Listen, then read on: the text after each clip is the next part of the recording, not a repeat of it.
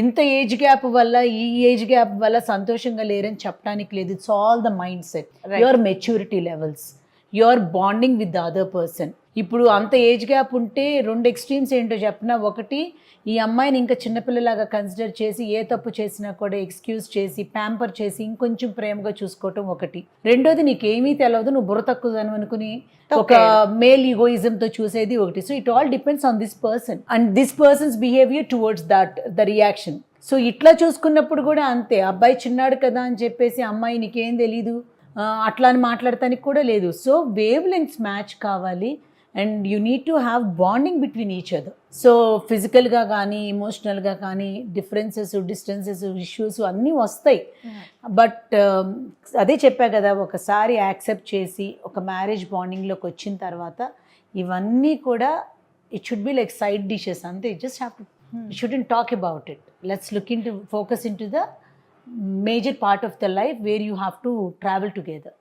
మీరు చెప్పినట్లే ఒక ఏజ్ పెద్దగా ఉన్న వ్యక్తి ఒక చిన్న అమ్మాయిని పెళ్లి చేసుకుంటే ప్యాంపర్ చేస్తారు, ప్రేమగా చూసుకుంటారు, ఇదంతా ఓకేనే, పాజిటివ్గా ఉంది వినడానికి. కానీ అమ్మాయికి అబ్బాయి పెద్ద కదా, ఈ అమ్మాయి అబ్బాయితో అడ్జస్ట్ అవ్వలేకపోయినా డిఫరెన్సెస్ వస్తాయి.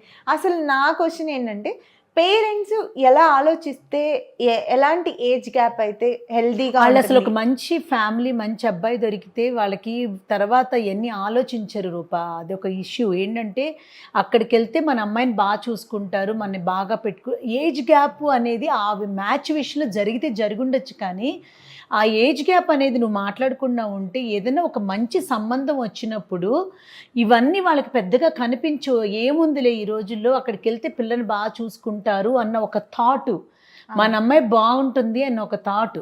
అంతేగాని అది 4 years ఏజ్ కావచ్చు, 10 years ఏజ్ గ్యాప్ అవ్వచ్చు, అదంతా ఏమవుతుందంటే చాలా చిన్నగా కనిపిస్తుంది వాళ్ళకి. పిల్ల హ్యాపీనెస్ ఈజ్ ఇంపార్టెంట్ అన్న ఒక థాట్ ప్రాసెస్లో ఇవన్నీ మర్చిపోయి ముందుకు వెళ్ళిపోతారు.